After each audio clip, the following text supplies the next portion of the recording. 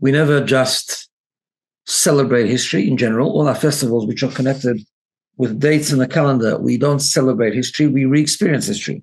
We reconnect to the whole episode, the whole experience. So that's true, for example, if we celebrate Pesach, it's not just celebrating something that took place over 3,300 years ago, we're celebrating it now. We're experiencing it now. We're experiencing personal exodus. You are listening to the JP Show, where we discuss the issues you care about from a Jewish perspective. I am Rabbi G. And I am Rabbi Levi. And we hope you enjoy this episode.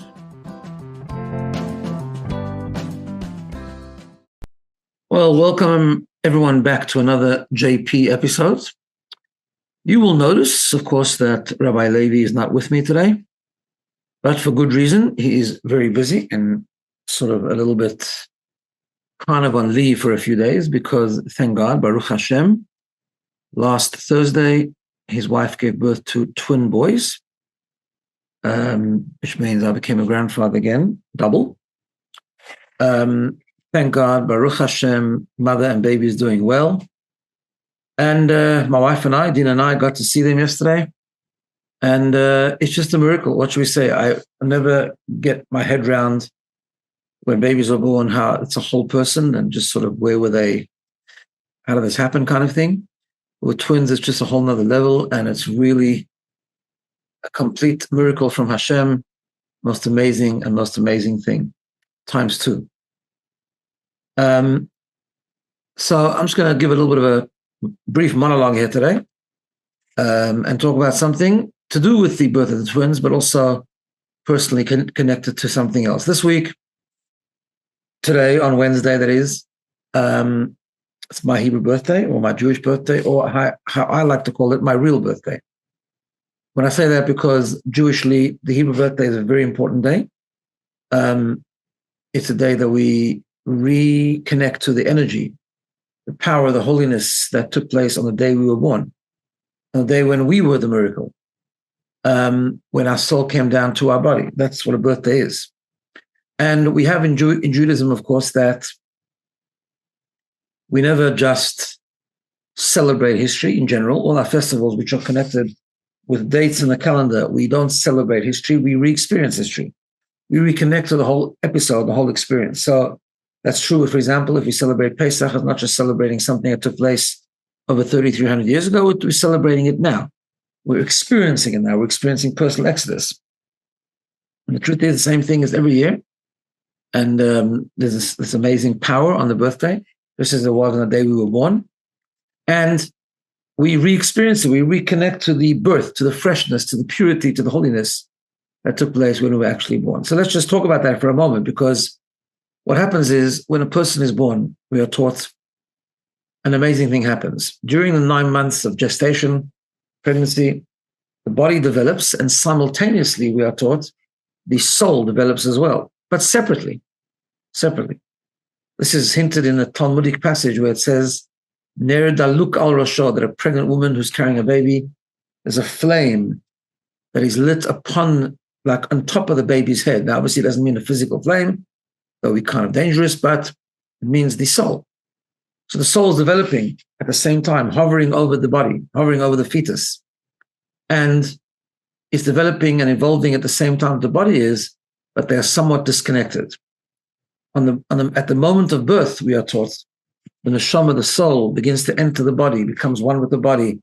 Spiritual and physical merge, soul and body come together. And that's an amazing moment. An amazing moment because really they're two opposites. Soul and body are two opposites. And it's with the power of Hashem, the infinite power of Hashem, that they're able to come together.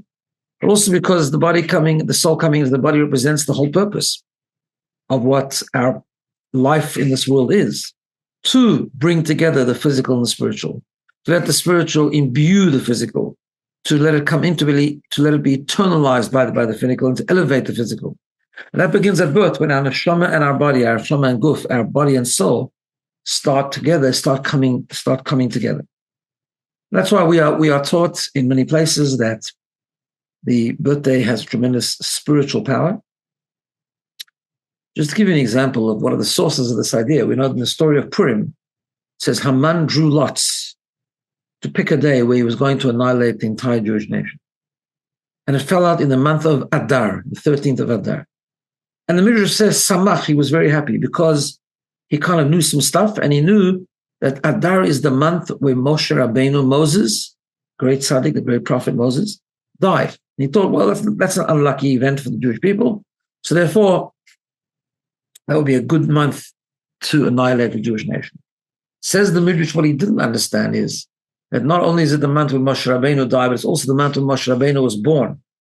And therefore, the power of his birth, each year, doesn't matter, it was long after Moshe Rabbeinu, but the power of his birth would be okay to overpower the consequences of his death, so to speak. And therefore, we see from there the power of a birthday. That's why we are taught the Lubavitcher Rebbe, whose Yortzeit was just this past Sunday. The Lubavitcher Rebbe made a big deal, a big campaign out of birthdays, and encouraged people to come together and to do special things on their birthday, like to give extra charity, to pray a little bit extra, to celebrate with others, right, and to do lots of things, to learn a bit extra on the birthday and so on.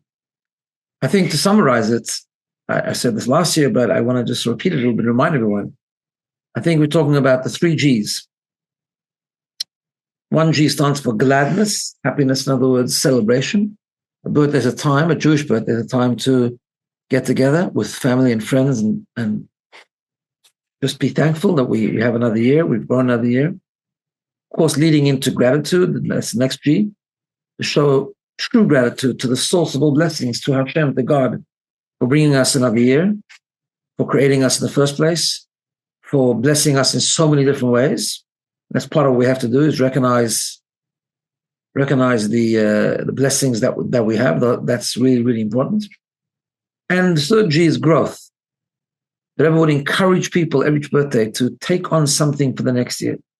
Another mitzvah, a time to learn more, more kindness, whatever the case may be, but to take a resolution, besides doing all the special things on the birthday, but actually to try and take upon ourselves something that will allow us to grow in another year. Because each year, see, in mysticism and in Judaism, a year, the word year in Hebrew is shana.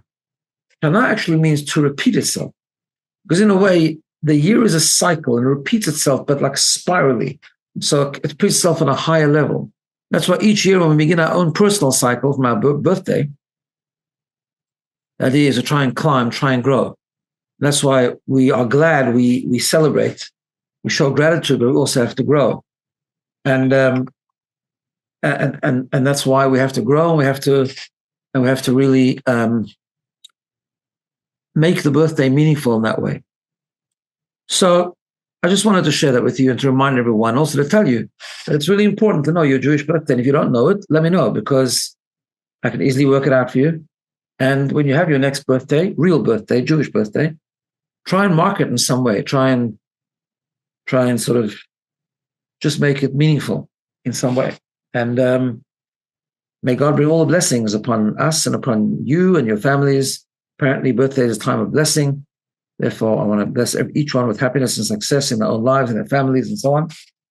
And let's hope for only simchas and only good things. And hopefully we'll get Rabbi Levi back sometime, maybe next week. We'll see how we go.